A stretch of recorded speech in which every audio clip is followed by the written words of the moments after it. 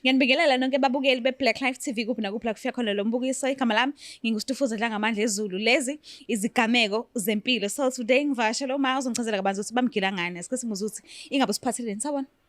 Yebo, ninjani? Ngiyaphila kunjani? Hayi, siyaphila. Ngicela igama no ayigama. Ngicela isibongo nendawo odabuka kuyona. Okay, isibongo nguZulu. Ngiqhamuka eNtuzuma. Oh, alright, ukukhulele khona. Ngikhulele khona. Okay. Beyinjani impilo yakho usakhula? Okay, kushuthi ekukhuleni kwami bengifunda kwesinye sey'kole siyamantombazane sonke. Bekuyise boarding school. Okay. So, uye wazikhethela wena ungene boarding school noma mhlambe kwaba isinqumo sabazali? Kwaba isinqumo sabazali ngoba ngiyacabanga ukuthi babefuna ukuthi ngikhule ngendlela ngiqoqekile. Ngifunda futhi esikoleni siyabantombazane kuphela ukuze singayitholi mhlambe sesiyimbandakanye ezintweni zabantu besilisa. So kahle babefuna ukuthi ufocuse ezifundweni zakho, hayi abantu besilisa, hayi nakwezinye izinto. Yebo. Okay.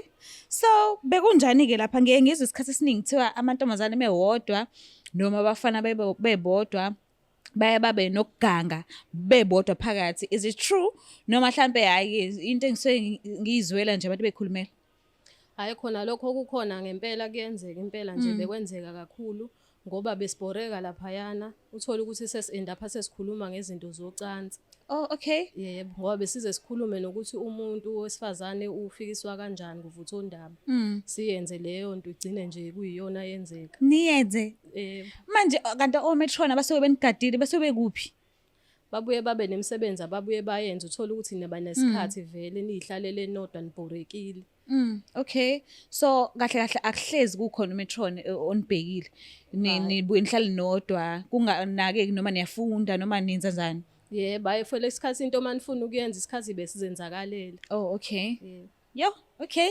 So mhlambe mangase ngibuze nje abazali bakho abagxeka at the time kade bekufaka e-boarding school ukuthi bakuhlalise nobulili obodwa nje ungase uzokwazi ukuyilula wenze ezinye izinto nje mhlambe angeke uze kufane nesikole salaba abamixile ubulili.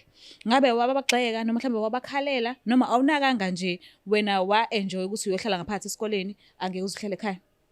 Hayi angibagxekanga ngabona kuyisinqumo esi-right since ngizohlala nabanye abantu besifazane engifanayo nabo. Oh, okay. Abangeke mhlambe basithole sebesifaka kwezinye izinto engavumelekile nengekho right kwi-age yethu. Okay. Vele ungitshele ukuthi bagila ngani kwenzakalani? Kusho ukuthi nje basasihlaleke sixoxa ngezinto zomkhuba-ke. Siyamantombazane nalento siyenza kusho ukuthi lento umuntu ugcine eyenza wagcina eseyi-enjoya. Ngakhula kwafika isikhathi sokuthi ngishade. Kwaba ukuthi-ke manje umkhonyana wami angisamuzwa. Manje njalo mangabe nginaye kubuya le nto engangiyenza kuqala yamantombazane and ngithola ukuthi akayenzi ngendlela amantombazane esasenza ngakhona. Manje umnyeni wakho uyena oqala nga oke walala naye mhlambe obulili obuhlukile nobakho? Uyena oqala since ekhaya beku-strict nje sigadwa. Oh, okay. So mhlambe ayikho indlela yena afike nayo mhlambe engenza ukuthi ungakhohlwa abantu besifazane? Ayikho ngoba njalo mangabe sinaye kuhlezi kubuya le yanto kahle nje kusho ukuthi umuntu ongasanginelisi angimuzwa nje. Ngoba nje ngivele njalo ngisho siqeda kube ngathi ngayitholela amadido ngiyisize ngawo. Yo. Uke wabaxoxela abazali ukuthi umnyeni wami is not make sure? Bengisabone kuyinto engelula kodwa futhi bengazi ukuthi noma ngingamuzwa vele ikhona indlela engizokwenza ngayo uthola ukuthi ngizongena kuma-social media ngibheke la bengangifunda nabo. Makukhona-ke ngimtholayo uthole sesiyahamba-ke siyabhukha kanjalo bekuba kanjalo. Yo, nibhukhe kuma-hotels? Kulama-hasha lawa khona lama-hotela ashibhile. Ama-lodge? Lawe hello ama-lodge nje ashibhile sifike senza into yethu siqede. Kanti ngelinye ilanga kwase kuba ukuthi kumkhonyana wami kanti uyangilandela. Sabona ngomuntu esengena nje endlini lapho sonke sinqunu wangakhuluma lutho wasisebenza so2 waqeda lapho wagqoka waphuma wahamba. Sasala simangele sangazi kumele senze njani nami sengifila guilty nje ngalento eyenzakele nokuthi nje manje angazi le ntombazane mhlawumbe inezifo nani kushuthi kuyobe sekuwukuthi nje sonke siyagula la. Yo. Hayibo umyeni wakho wanothisa kanjani ukuthi mhlambe ngenzeka ukuthi ukhona omunye umuntu onayo empilweni ngaphandle kwakhe? Kusho ukuthi ubebona la indlela ebekwenzeka ngayo ngoba ngathi nje shuthi ngathi nje wasilandela ngoba sobona ngomuntu nje esengena angizange ngibone kodwa ngisuka ekhaya ukuthi khona okungase kwenzeke nokwakungisolisa ngabona nje ngomuntu esengena. Emaloji bavuma kanjani ukuthi nijoyinwe omunye umuntu nina ningasho ukuthi mhlambe ukhona ozonijoyina late? Kwenze kanjani kahle kahle? Kwenzeka sisi nje bangisho nje amahashahasha indawo nje engekho strict yabona nje. Njengoba nje ngisho ukuthi indawo eziwu-R100 nje amahlathi. So lo sisi lo wawunaye wayazi ukuthi umyeni wakho lo noma wena kuphela umazi umyeni wakho?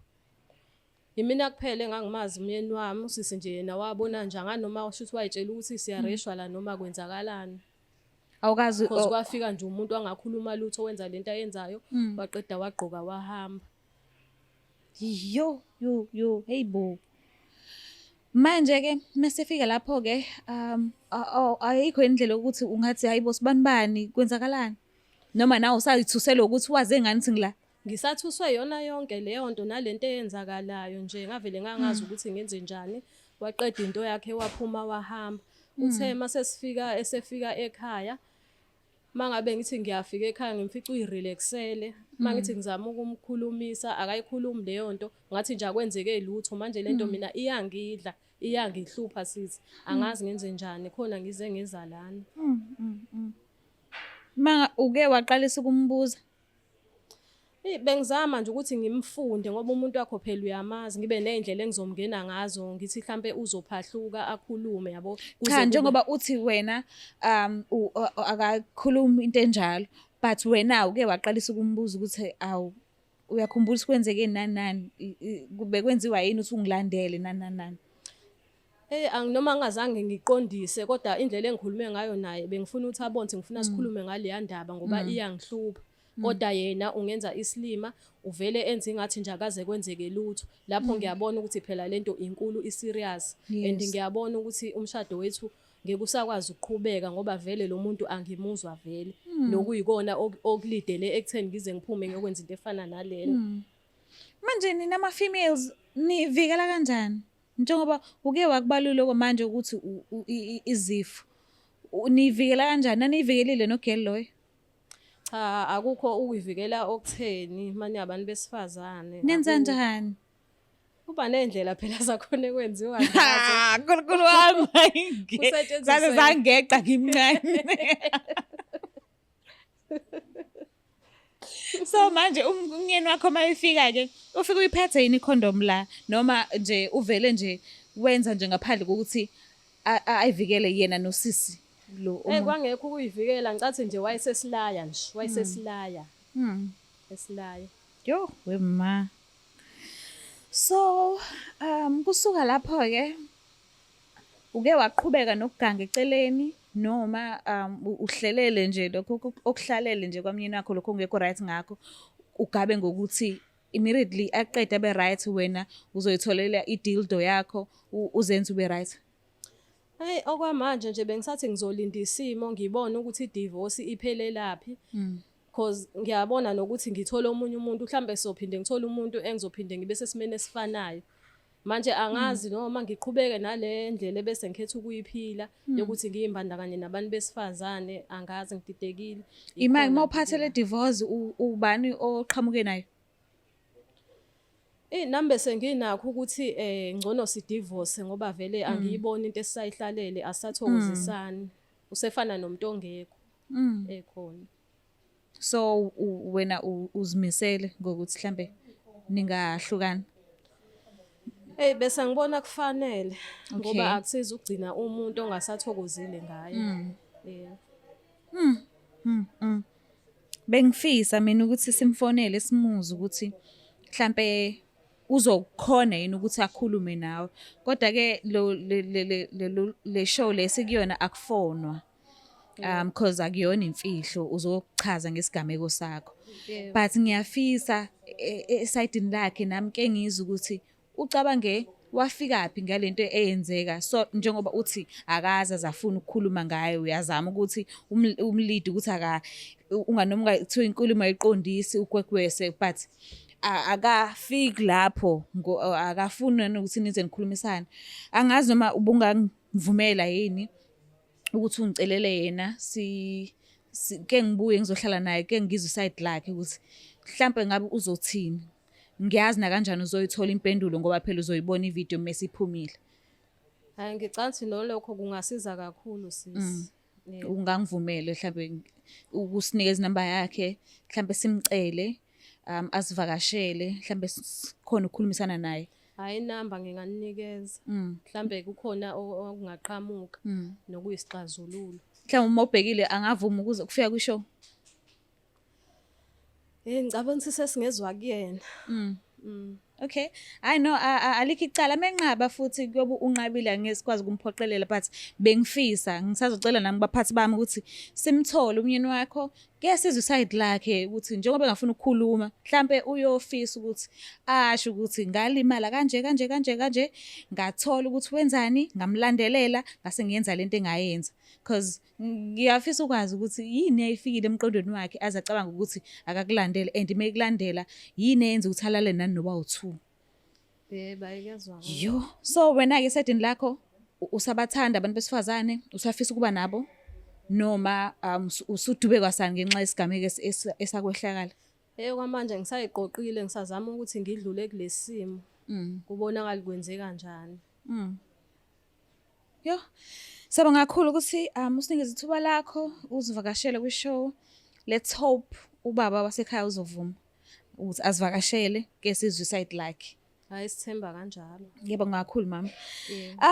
Mbukele lapha ekhaya, ngiyacela ukuthi ungakhohlwa ukusubscribe, ulike, ushare. Mina ngiyanithanda kakhulu. Bye.